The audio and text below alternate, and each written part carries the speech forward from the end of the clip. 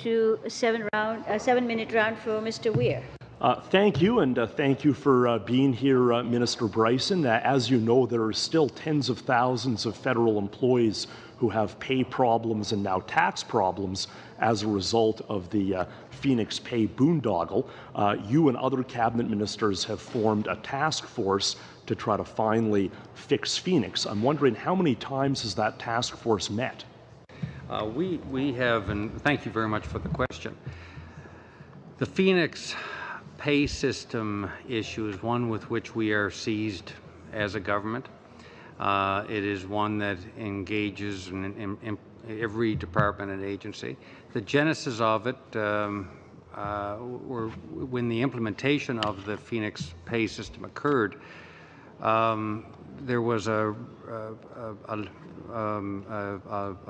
letting go of about 700 No, sir, with respect, Minister Brison, I'm just trying to find out how many times this task force has met.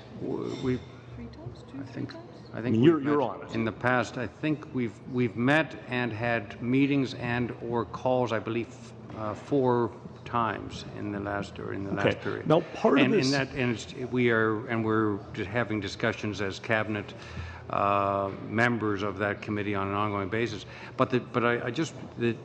What's really important from this terrible situation to realize is to learn in terms of future. When you're implementing an enterprise-wide IT solution, you ought to maintain the legacy system during that period until the new system is working well. And there was. So why didn't your government do that? I mean, there were all sorts of problems with the previous phase 1 of Phoenix, and you plowed ahead with phase 2. The previous government actually laid off 700 pay professionals to try to save $70 million to contribute to an illusory surplus on the eve of the election. I can tell you that when we get this fixed, it will cost criticism of the previous government. Given that the previous government made that bad decision, why did your government go ahead with the implementation of Phoenix? Well, in fact, the previous government did actually lay off those people, and indeed, put us in a situation where we needed a pay system, but they had, for all intents and purposes, on a human resource perspective, had really gutted the previous legacy system that was important. In terms of what we are doing, and this is being, in fact, your minister from Saskatchewan, my neighbor MP, yes. Your neighbor MP, Ralph Goodale, is chairman of that committee. We are working closely with them. Treasury Board is working closely with them, but all other ministers. We are working closely with the unions representing the public service. Of these cabinet ministers, who's going to ultimately be accountable for Phoenix? We are the government, and we take our responsibility seriously to fixing this.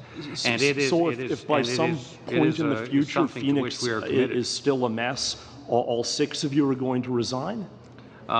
We are committed to fixing Phoenix, Mr. Weir, and we are in good faith working very hard and exhausting all options to fix what is a very complex and difficult challenge operationally. I can tell you, Mr.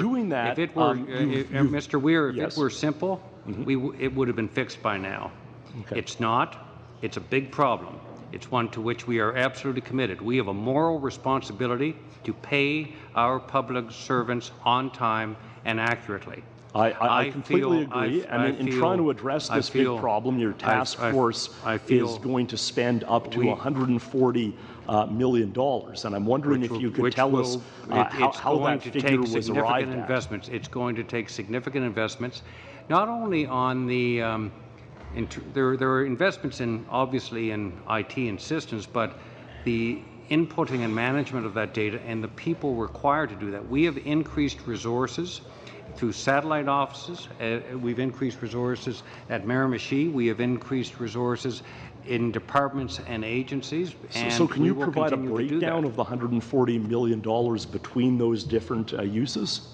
Well, in fact, and there will be more investments to doing this, but I can tell you that the investments reflect both the human resource and the IT challenges. But I want to come back, Mr. Weir, where you and I are on the same page is there is an absolute commitment to fixing this. And this is one that our Prime Minister shares. Is there a commitment to providing a breakdown of this $140 million? Is that something you can provide to this committee? Is that something you're prepared to provide to the committee, a breakdown of this $140 million?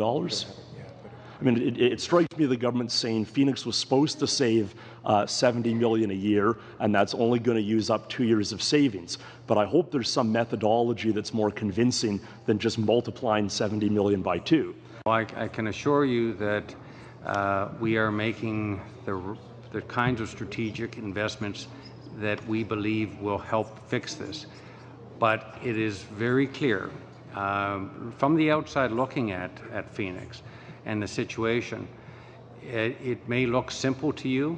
I think it's a very complicated problem, and that's why I'm asking about it, and in particular wondering if you're going to be able to come back to the committee with a breakdown of how this $140 million figure was calculated.